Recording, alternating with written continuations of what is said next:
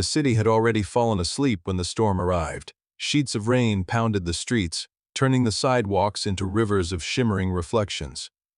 Most people hurried indoors, grateful for warm homes and dry clothes. One person didn't have that luxury. 17-year-old Noah Bennett pulled his faded backpack tighter over his shoulder as he walked through the downpour. He had just finished washing dishes at a neighborhood diner. The owner had slipped him a paper bag with a leftover chicken sandwich before locking up. It was the only meal Noah would eat that day. He smiled anyway. His grandmother had always told him, "A grateful heart stays full even when the stomach doesn't." She had passed away 6 months earlier. Since then, Noah had been living quietly from one temporary place to another, while trying to finish high school without anyone discovering he had nowhere permanent to stay. He crossed Maple Avenue, planning to spend the night inside an abandoned train station where several other teenagers sometimes slept. Then something caught his eye. An elderly woman stood alone at the edge of a crosswalk. She wore an elegant cream-colored coat, but she looked strangely lost. The traffic light changed. Cars rushed forward. Instead of moving, the woman stepped into the street. "No!" Noah sprinted.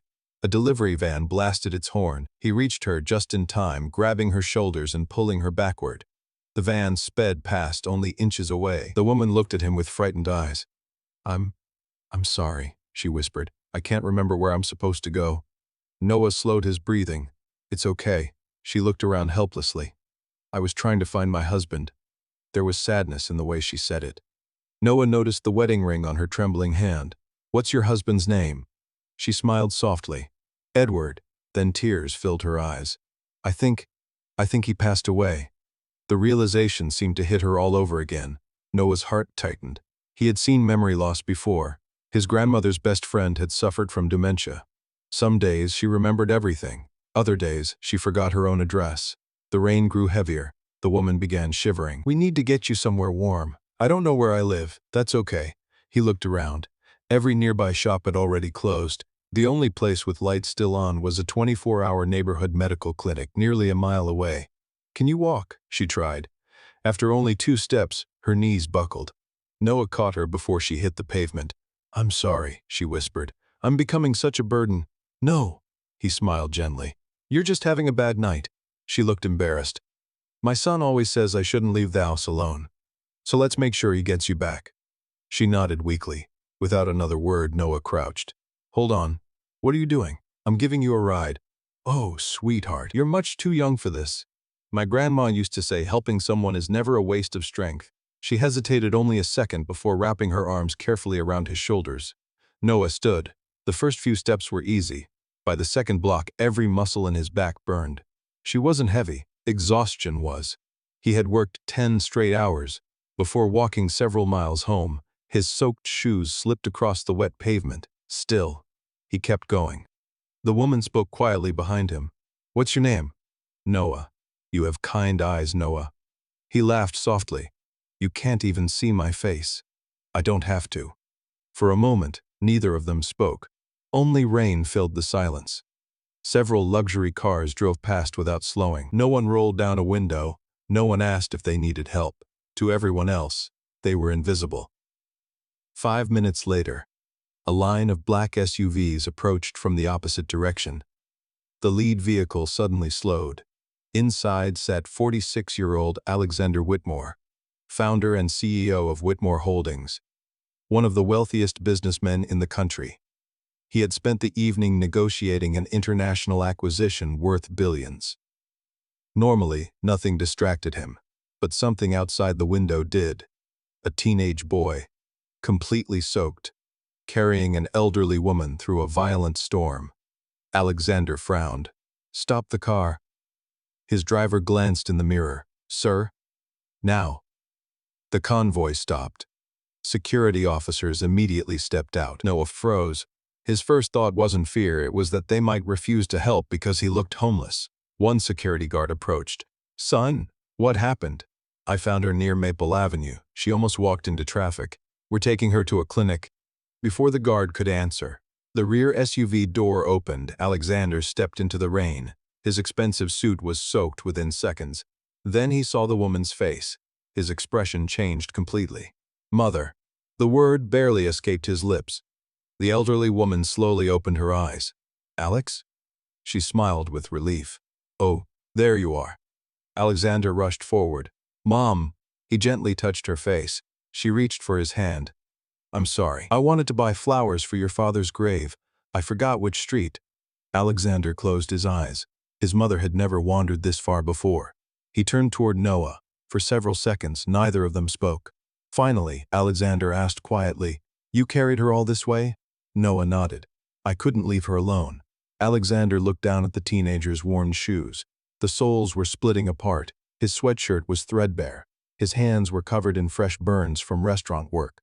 This wasn't a boy pretending to be kind for attention. This was someone who had almost nothing, yet had still chosen to help. Just then, one of the security officers leaned close. Sir, Alexander looked up. We found this. The call held up Noah's backpack, which had fallen open in the rain. Inside were only 3 school textbooks, a broken calculator, an old family photograph, and the now soaked paper bag containing the sandwich he had never gotten to eat. Alexander stared silently. No wallet, no phone, no expensive belongings. Just the quiet evidence of a teenager trying to survive. He looked back at Noah. When was the last time you ate? Noah hesitated. I'm fine. Alexander had negotiated billion-dollar contracts for decades. He recognized an unspoken truth the moment he heard one. No, he said softly. You aren't. Before Noah could answer, the elderly woman squeezed Alexander's hand. Take care of him. Alexander looked confused. His mother smiled faintly. He carried me. When everyone else drove away, those simple words struck Alexander harder than any business failure ever had. For the first time in years, the billionaire found himself wondering whether success had made him overlook the people who mattered most. He looked at Noah once more.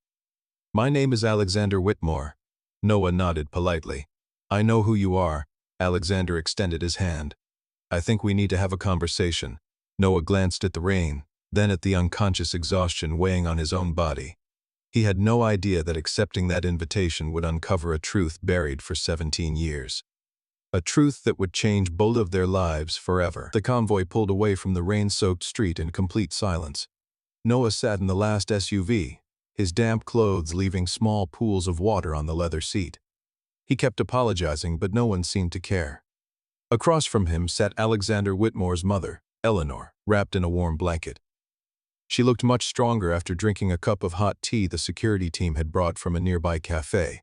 Every few minutes she smiled at Noah. You carried me all that way. It wasn't that far, Noah replied pryly. It was far enough. Alexander watched the exchange without saying a word. For years, he had measured people by resumes, investments, and achievements. Tonight, a 17-year-old boy with worn-out shoes had demonstrated more character than many executives who earned millions from his companies. The convoy arrived at Whitmore Medical Center, a private hospital Alexander himself had built after his father's death. Doctors hurried Eleanor inside. One physician approached Alexander. She'll be fine. Mild dehydration, low blood pressure, and exhaustion. Thankfully, someone reached her before anything worse happened. Alexander looked toward Noah that someone was sitting alone in the waiting room, shivering despite the dry blanket wrapped around his shoulders.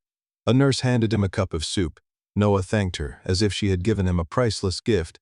Alexander couldn't stop watching him. Most teenagers would have complained. They would have demanded recognition. They would have filmed everything on their phones. Noah did none of those things. He simply ate slowly, grateful for every spoonful. Half an hour later, Alexander walked over. Mind if I sit here? Noah immediately stood. You don't have to get up, Alexander said with a small smile. I was raised to stand when someone older arrives. Alexander noticed the manners, respect, humility, things that couldn't be bought. What school do you attend? Lincoln High. What grade? Senior. Alexander looked surprised. You're balancing school and work? I have to. And your parents? The question changed everything. Noah lowered his eyes. My father died when I was little. My mother disappeared years ago. I lived with my grandmother until she passed away. Alexander remained silent. And now, I manage. Manage how? I work, sleep wherever I can. I'll graduate soon. Things will get better. He said it with such quiet confidence that Alexander almost believed him. Almost. because he had seen enough hardship to recognize someone who was carrying far more than he admitted. Just then, one of Alexander's assistants approached carrying Noah's soaked backpack. "Sir, we dried what we could." Alexander thanked him. As Noah placed the books back inside, something slipped onto the floor, a faded envelope. The paper was yellow with age. Across the front were handwritten words, "For Noah, open on your 18th birthday." Alexander looked away immediately. "I'm sorry. I wasn't trying to pry, it's okay. My grandmother gave it to me." "You haven't opened it?" "No, she made me promise." "When do you turn 18? In 3 weeks?" Alexander nodded thoughtfully. Before either could continue, the hospital director entered. "Mr. Whitmore, your mother is asking for both of you." "Both?" Alexander frowned. "My mother asked for Noah specifically." They entered Eleanor's private room. She smiled the moment she saw them. "There you are." She reached toward Noah first. Alexander noticed it. His mother had always been an excellent judge of character. In his age, slowly stole pieces of her memory. Her instincts remained remarkably sharp. "Noah?" "Yes, ma'am." "I owe you something." "You don't owe me anything." "I do." She looked toward her son. "Alex, when your father was alive, he never let anyone who helped our family leave without knowing they mattered." Alexander nodded. "I remember, so don't make that mistake." Alexander smiled gently. "I won't." Eleanor suddenly became serious. She looked directly at Noah. "Where are you sleeping tonight?" Noah hesitated. Alexander already knew the answer. "I'm figuring that out." Eleanor slowly looked at her son. That single glance said everything. Alexander understood exactly what she wanted, but before he could speak, Noah stood. "I should go. You've done enough for me." Alexander frowned. "It's nearly 1 in the morning. I'll be okay." "You don't even have a dry jacket." "I've had worse nights." He smiled politely and picked up his backpack. As he reached the door, Alexander spoke. "Noah," he stopped. "I'd like to offer you a place to stay tonight. No strings attached. You can leave tomorrow morning if you want." Noah immediately shook his head. "I appreciate it. But I don't accept charity." Alexander stood. "What makes you think this is charity?" Noah looked embarrassed. "People usually help because they expect something. I can't repay you." Alexander slowly walked closer. "When I was 22, my father lost almost everything. For nearly a year, another family gave us a place to live. They never asked for $1. They simply said, 'When you're able, help someone else.'" Alexander smiled. "I've spent years donating millions. But tonight I realized, writing checks isn't the same as helping someone. This isn't charity, it's keeping a promise." Noah remained silent. Eleanor reached out and gently held his hand. "Please. Don't make an old woman worry all night." Noah looked at her kind eyes. They reminded him so much of his grandmother. For the first time in months, he felt safe. "Okay. I'll stay tonight." Eleanor smiled with quiet satisfaction. Neither Noah nor Alexander noticed the man standing outside the hospital room. He wore an expensive suit and carried a bouquet of flowers. His face had turned pale after hearing Noah's name. He quietly stepped backward into the hallway, pulled out his phone, and whispered words that would change everything. He found them. After 17 years, the call disconnected inside the room. No one realized that Noah's past was no longer hidden. Someone had finally recognized him, and they were already making plans to reach him before Alexander learned the truth. The next morning, sunlight spilled through the tall windows of the Whitmore estate. For the first time in months, Noah woke up in a warm bed in IHOP. He opened his eyes in confusion. For a brief second, he thought he was dreaming. Soft sheets, a quiet room, the smell of fresh coffee drifting through the hallway. Then reality returned. He sat up quickly. His backpack still rested beside the bed, exactly where he had left it. Nothing had been touched. Nothing had been taken. Someone had simply given him a safe place to sleep. A gentle knock interrupted his thoughts. "Breakfast is ready," a housekeeper said with a smile. "You don't have to rush." Noah thanked her quietly. Downstairs, Alexander was already seated beside his mother. Eleanor looked much stronger. The color had returned to her face. The moment she saw Noah, she smiled. "Good morning. How did you sleep?" "I don't remember sleeping that well, ever." Alexander noticed the honesty in his answer. It wasn't an attempt to gain sympathy. It was simply the truth. As they began eating, Alexander's assistant hurried into the dining room. Mr. Whitmore. What is it? We have a visitor. I didn't schedule anyone. He insists it's urgent. Alexander frowned. Who? The assistant hesitated. He says his name is Richard Lawson. The name meant nothing to Noah, but Eleanor suddenly looked uneasy. Richard. Alexander stood. I'll handle it. Minutes later, Richard Lawson entered the library. He appeared to be in his early 60s. His tailored suit suggested wealth, but his nervous eyes revealed something entirely different. He looked at Noah, then at Alexander. Finally, he spoke. I've been searching for this boy for 17 years. Silence filled the room. Alexander folded his arms. Explain. Richard took a slow breath. 17 years ago. My younger sister died shortly after giving birth. Noah remained perfectly still. The father disappeared before the baby was born. My sister asked one thing before she passed. Please make sure my son has a better life than I did. Richard lowered his head. I failed. Alexander's expression hardened. What do you mean? I placed him in temporary care while I traveled overseas to settle her affairs. When I came back, the agency had closed. The records were lost after a fire. I searched every year, hired investigators. Never stopped looking. His voice cracked. Yesterday I attended a charity dinner. I recognized the photograph that fell from Noah's backpack. The woman in that picture was my sister. Noah slowly removed the old photograph from his backpack. His hands trembled. On the back, his grandmother's handwriting. Never forget where you came from. Noah looked up. You knew my mother? Richard nodded through tears. She talked about you every day before you were born. I've spent 17 years trying to find you. Noah didn't know what to feel. Hope, confusion, anger, all at once. You waited 17 years. I searched for 17 years. They want the same thing. Richard lowered his eyes. You're right. I don't deserve forgiveness. I only wanted you to know. You were never abandoned on purpose. Alexander quietly left the room. He wanted Noah to have privacy, but Eleanor followed him.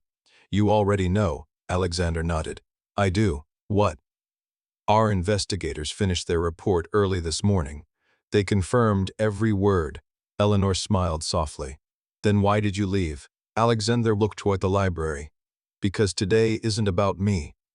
It's about a young man finally learning the truth. An hour later, Noah walked outside alone.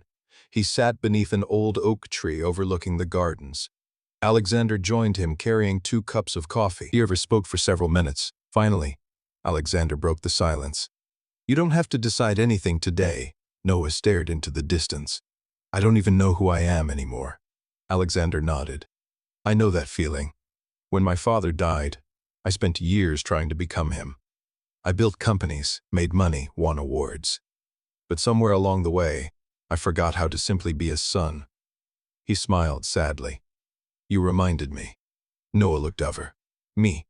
The way you carried my mother, you didn't know who she was, you expected nothing, you simply chose kindness. Alexander paused. That night changed more than your life. It changed mine. Over the following months, Richard patiently rebuilt his relationship with Noah.